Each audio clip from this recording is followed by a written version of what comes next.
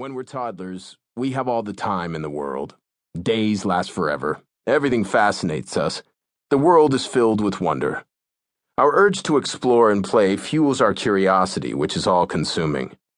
We are sponges, hungry to experience everything around us, immersing ourselves in our environment in every way possible, with all of our senses.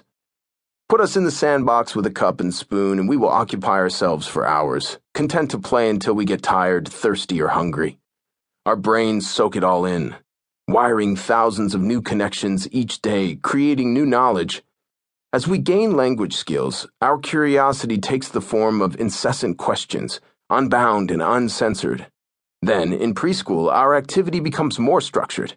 We learn about rules, sitting up straight, coloring inside the lines, resting on cue, speaking in turn, standing in lines, and, of course, never talking when we're in one.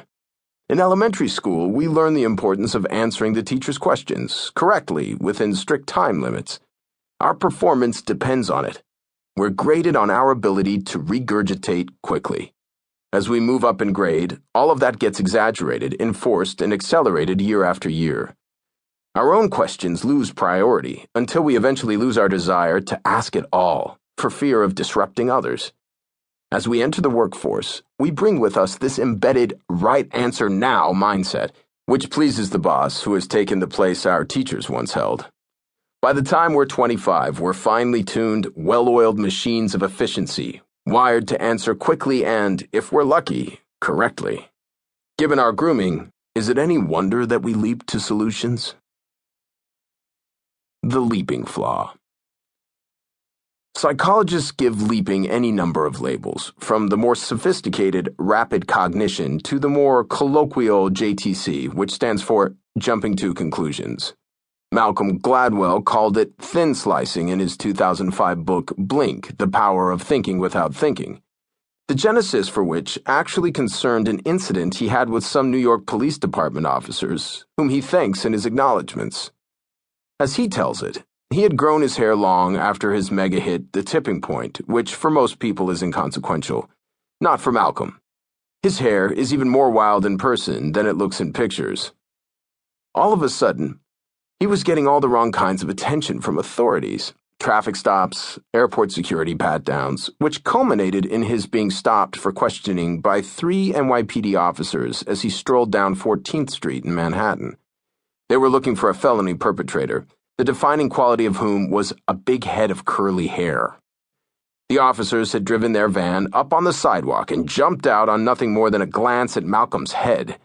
It took a full 20 minutes before the officers set him free, even though he had nothing whatsoever in common with the police artist's sketch, other than hairstyle.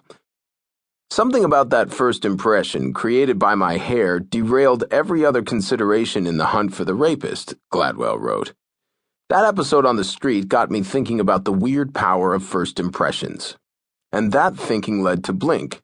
So I suppose, before I thank anyone else, I should thank those 3 police officers.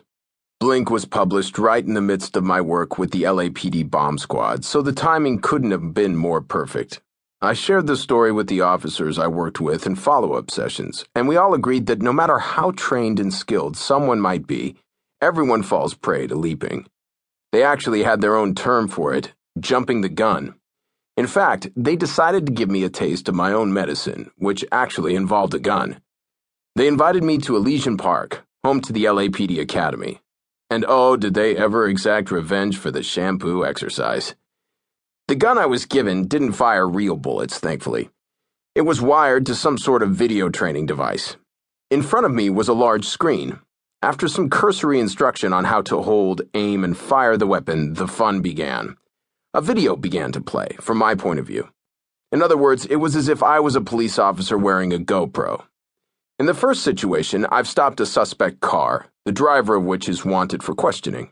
As I approach the car, the driver gets out, reaches into his jacket pocket, and before I can even react, he stabbed me in the gut. I'm down. They play it again, and this time I'm ready.